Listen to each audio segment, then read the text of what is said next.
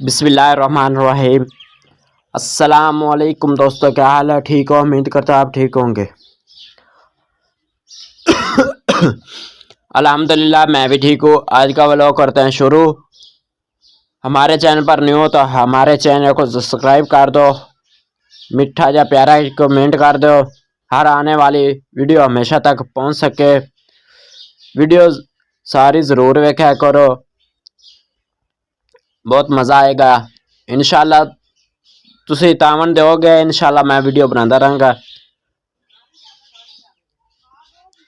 Video तो मकसद यही है कि मतलब थोड़े वास्ते रोज़ाना नवी वीडियो लाई दी है,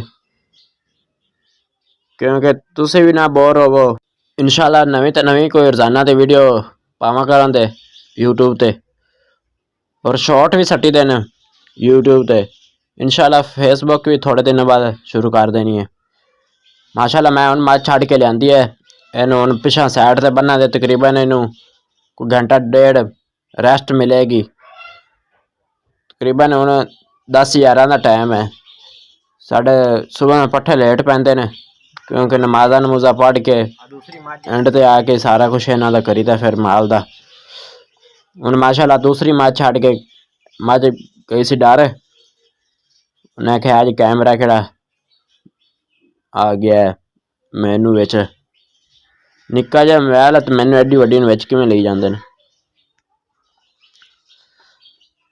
और मझ माशाल्लाह बड़ी कर्मा वाली है, जेड़ी भी इनू शै पाई है। भावें तुहानूं अगे भी दस्सिया सी, बकरियां नूं माल्टियां दे छिलके, जो भी केड़ी शै सब्जी वगैरह हर शै माशाल्लाह खा लेंदी है।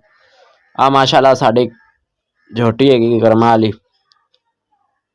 पैलन हैगी है। ये भी कोई कर्मा वाली माशाल्लाह थोड़े दिन लेंदी है। ये भी रमज़ान पाक दे विच इंशाल्लाह सूह पवेदी माशाल्लाह। ये भी कैमरे तो डरदी पई है, भज गई मैं।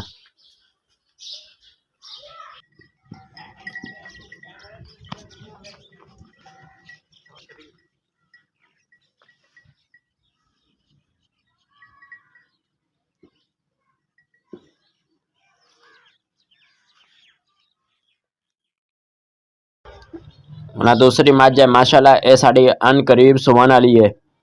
ये तकरीबन लैंदी 10-15 दिन। ये थोड़े जे कुछ दिन वेखने इनू, व्यापारी तो 1-2 लगे ने, इनू भी सेल करना है मझ नूं।